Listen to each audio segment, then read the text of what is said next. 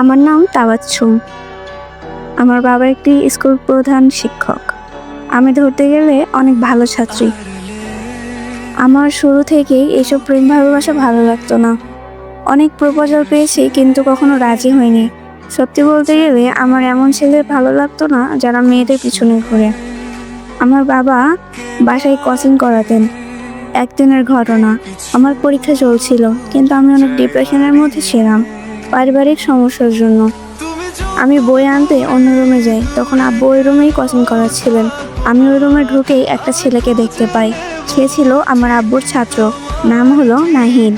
ওকে প্রথম দেখাতেই আমার অনেক পছন্দ হয়, কিন্তু সেটা শুধুমাত্র পছন্দই ছিল।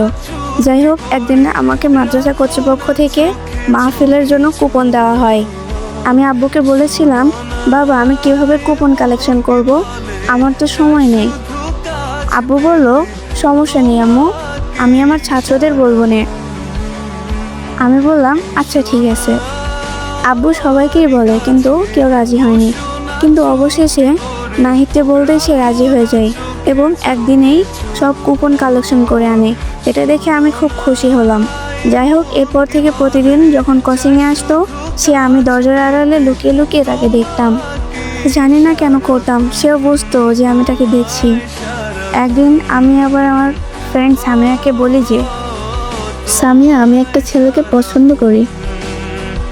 কি? সত্যি? কে সেই ছেলে? আমার বাবার স্টুডেন্ট। নাম কি? নাহিদ। পিক দে দেখি কেমন। ওকে। মাশাআল্লাহ। থাকে কোথায়? আমি কিছুই জানি না তার সম্পর্কে, শুধু নামটাই জানি। তাহলে তাকে বল তুই তাকে পছন্দ করিস। পরে দেখে বলবো না। এর কয়েকদিন পরে আমাদের একটি অনুষ্ঠান ছিল। আমার সেখানে বক্তব্য দেওয়া ছিল, কিন্তু আমি বক্তব্য দেই এবং একটি প্রাইজ পাই। মনটা আমার অনেক ভালো ছিল ওই দিন। সামিয়া আমাকে বলে, তুই যদি আজকে নাহিদকে প্রপোজ না করস, তাইলে আমি তাকে মেসেজ দিয়ে বলে দিব যে তুই তাকে পছন্দ করস। ঠিক আছে, আমি আজকে নাহিদকে প্রপোজ করব।